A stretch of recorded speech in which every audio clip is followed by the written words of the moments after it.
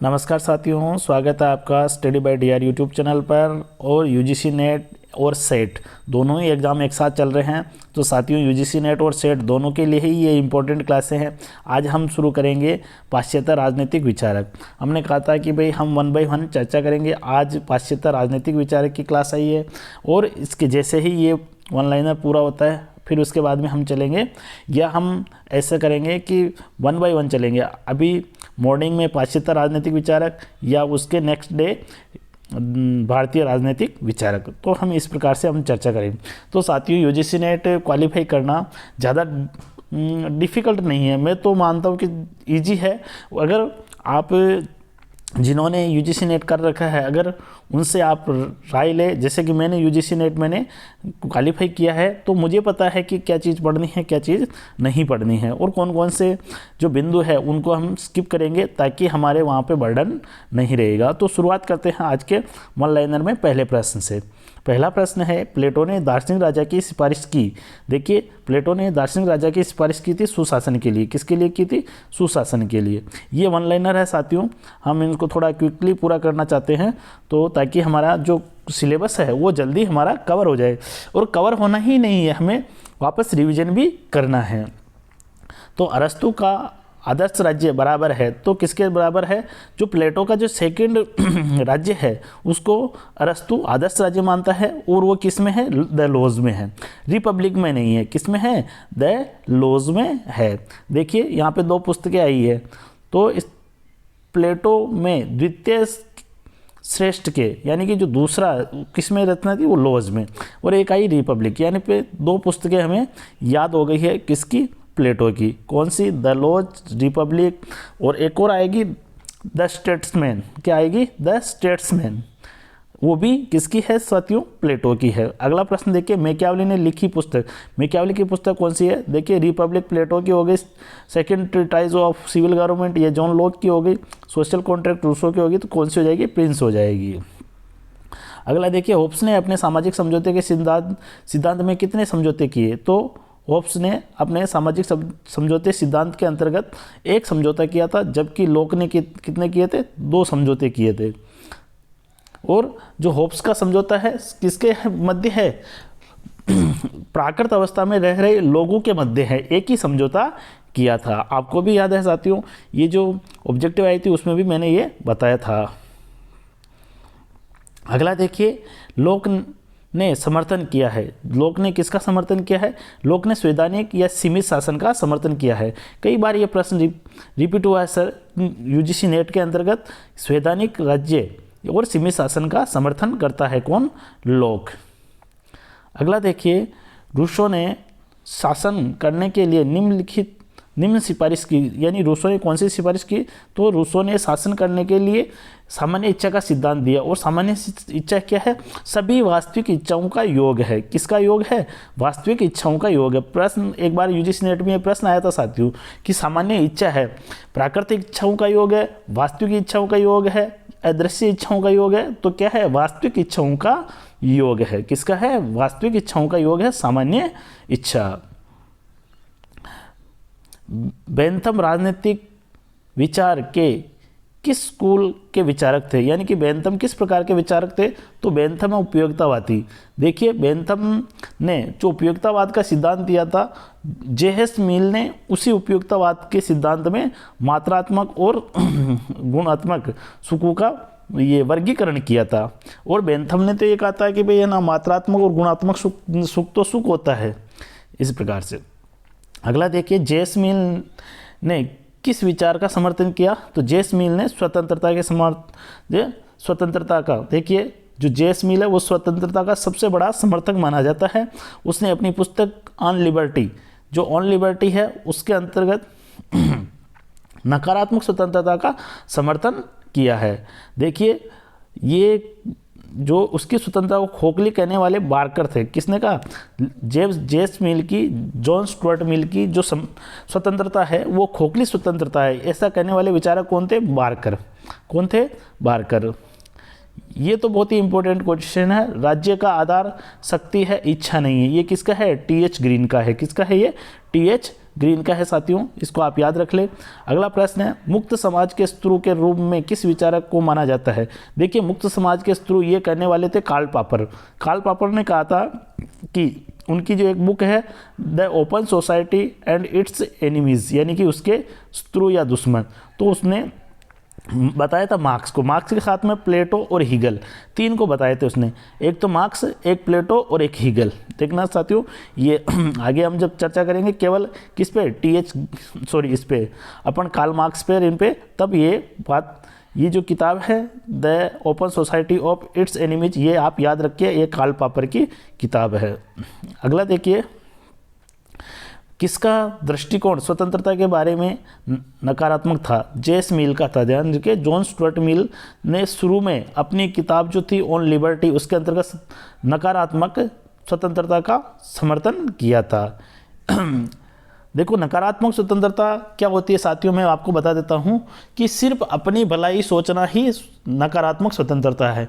मैंने ये उदाहरण कल भी बताया था आपको कि अगर कोई व्यक्ति है और उसके हाथ में दो तलवारें हैं और वो तलवारों को घुमा रहा है, वो उसको घुमाने की स्वतंत्रता है, लेकिन वो जब तक घुमा सकता है जब तक उन तलवारों के किसी के लगे नहीं, तो उससे कहते हैं नकारात्मक स्वतंत्रता। लेकिन अगर अगर किसी को उन तलवारों से हानि होती है तो वो नकारात्मक स्वतंत्रता में ही माना जाएगा। यानी कि किसी व्यक्ति को इतनी आज़ादी देना कि वो अपनी मन मर्जी से कार्य करे, वो कहलाती है नकारात्मक स्वतंत्रता, और सिर्फ उसमें व्यक्ति अपनी भलाई सोचता है, या उसको व्यक्तिवाद भी कहा जाता है। कौन सी कार्ल मार्क्स की पुस्तक नहीं है? देखिए, कार्ल मार्क्स की जो पुस्तक नहीं है इसमें पूछा है, तो वायलेंट रिवोल्यूशन उनकी पुस्तक नहीं है, क्योंकि पॉवर्टी ऑफ फिलोसॉफी है, कम्युनिस्ट मैनिफेस्टो है, दास कैपिटल है। देखिए साथियों, यहाँ पे आपके 3 बुकें कंप्लीट होती है कार्ल मार्क्स की, poverty of philosophy, the communist manifesto और दास कैपिटल। अगला देखिए, जो कार्ल मार्क्स है वो भौतिक द्वंद्वात्मकवाद की उसने वो व्याख्या की थी। अगला देखिए, जेस मिल को खोखली स्वतंत्रता का संदेह आगे ना बारकर, किसने कहा था? बारकर ने कहा था। अगला देखिए, कौन सा विचारक लोग के मानव स्वभाव के विषय में मत से प्रभावित हुआ? यानी कि जो लोग का है मानव स्वभाव, वो रूसो। कौन है? रूसो। अगला देखिए, कौन सी पुस्तक प्लेटो ने नहीं लिखी? देखिए, प्लेटो ने कौन सी पुस्तक नहीं लिखी, तो इसमें लिखी इमेजिनरी कन्वर्सेशंस। कौन सी? इमेजिनरी कन्वर्सेशंस नहीं लिखी। देखिए, सोफिस्ट है, द लॉज है और स्टेट्समैन है। इसमें एक और पुस्तक आपकी ऐड हो गई है, सोफिस्ट। इसकी और भी पुस्तकें हैं, द फिडो है, इस प्रकार की बुक्स है प्लेटो की। किसने कहा कि न्याय सामाजिक संस्थाओं का प्रथम गुण है? जॉन रॉल्स ने। किसने कहा था? जॉन रॉल्स ने। साथियों, ये कोटेशन है, आप याद रखिए। और जॉन रॉल्स ने अपनी पुस्तक द थ्योरी ऑफ जस्टिस 1971 में कहा है कि मनुष्य अज्ञान के पर्दे के पीछे बैठा है और न्याय समाज का प्रथम गुण है। देखिए, ये 2 कोटेशन है। अगला है, द रिपब्लिक पुस्तक किसकी है? तो प्लेटो की है। किसकी है? प्लेटो की है। किसने राजनीतिक विज्ञान का जनक कहा जाता है? यानी किसे राजनीतिक विज्ञान का जनक कहा जाता है? अरस्तु को। अरस्तु को क्यों कहा जाता है? क्योंकि अरस्तु ने विज्ञान राजनीति को वैज्ञानिक दृष्टिकोण से देखने का प्रयास किया था और सर्वप्रथम इतने संविधानों का वर्गीकरण किया था, इसलिए इस अरस्तु को राजनीतिक विज्ञान का जनक कहा जाता है, फादर ऑफ पॉलिटिकल साइंस। अगला है, द प्रिंस किसकी रचना है? तो द प्रिंस मैकियावेली की रचना है। किसकी है? मैकियावेली की। मैकियावेली की और भी रचनाएं हैं, जैसे द आर्ट ऑफ वार, और एक है फ्लोरेंस ऑफ, ऐसे एक, हाँ, द आर्ट ऑफ वार है और द प्रिंस है, और भी इसकी रचनाएं हैं जो हम उन पे चर्चा करेंगे आगे। The leviathan. लेवियथन किसकी रचना है? तो होब्स की है। लेवियथन के अंतर्गत ही वह सामाजिक समझौते की बात करता है। और लेवियथन कौन है? एक निरंकुश असीम संप्रभुता है। कौन है? लेवियथन असीम और असीमित संप्रभुता है।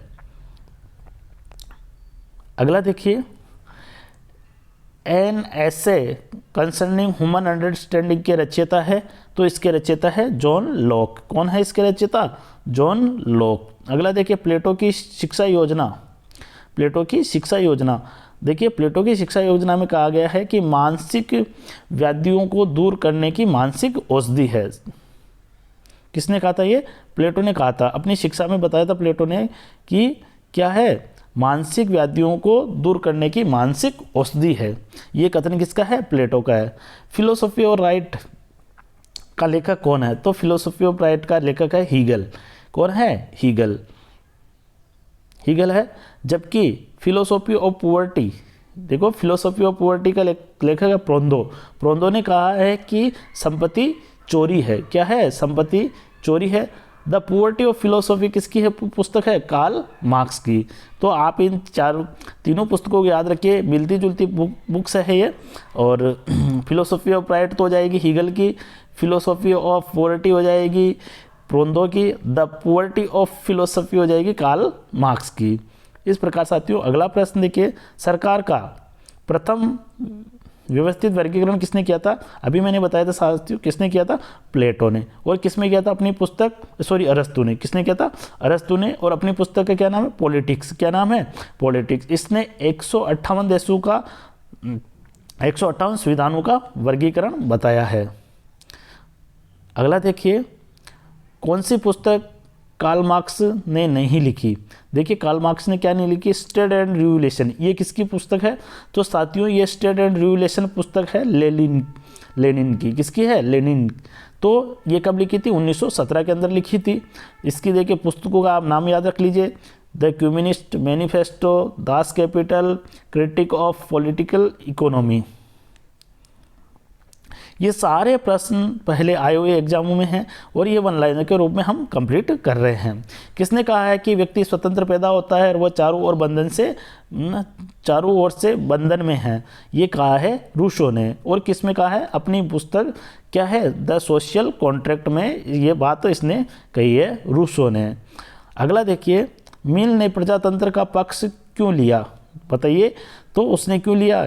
देखिए मनुष्य के स्वभाव और दशा के कारण। उसने कहा कि मनुष्य भोला है और शांत है और इस प्रकार से उसका स्वभाव सरल है, तो उसकी दशा के कारण उसने ये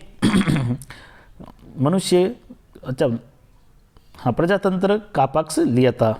तो साथियों अगला देखिए, कौन सा विचारक लोक के स्वभाव के विषय में मत से प्रभावित हुआ? देखिए अभी आया था ये रूसो। कौन आया था? रूसो। कौन सी पुस्तक प्लेटो ने नहीं लिखी? देखिए वापस आ गया ये इमेजिनरी ऑफ कन्वर्सेशन, ये रिपीटेड है। हाँ अगला देखिए, रूसो की सामान्य इच्छा का आवश्यक लक्षण है। तो रूसो की सामान्य इच्छा का आवश्यक लक्षण देखिए नहीं है, सॉरी क्या पूछा है? नहीं है। तो रूसो की सामान्य इच्छा है वह अव्यक्तिगत है, बिल्कुल है। सदैव ठीक है, बिल्कुल है। ये राष्ट्रीय है, अंतर्राष्ट्रीय नहीं है। क्या है? अंतर्राष्ट्रीय नहीं है।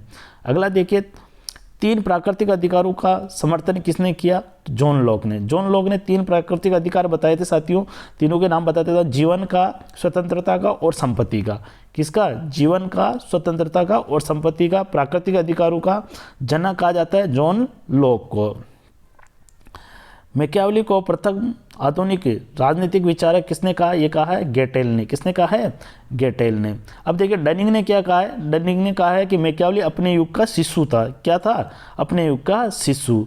फिर कहा है कि मैकियावेली पुनर्जागरण का जनक कहा जाता है, तो ये कहा था सेबाइन ने। किसने कहा था? सेबाइन ने। अगला देखिए, किस राजनीतिक चिंतन को वैज्ञानिक राजनीति का जनक कहा जाता है? तो देखिए वैज्ञानिक राजनीति का जनक, तो राजनीति का जनक तो अरस्तु को कहते हैं, लेकिन वैज्ञानिक राजनीति का जनक कहते हैं होब्स को। किसको कहते हैं? होब्स को। लेकिन आधुनिक राजनीति का जनक किसे कहते हैं? मैकियावेली को। किसको कहते हैं? मैकियावेली को। अगला प्रश्न देखिए, प्लेटो निम्न में से मुख्यतः किससे संबंधित था? तो प्लेटो किससे संबंधित था?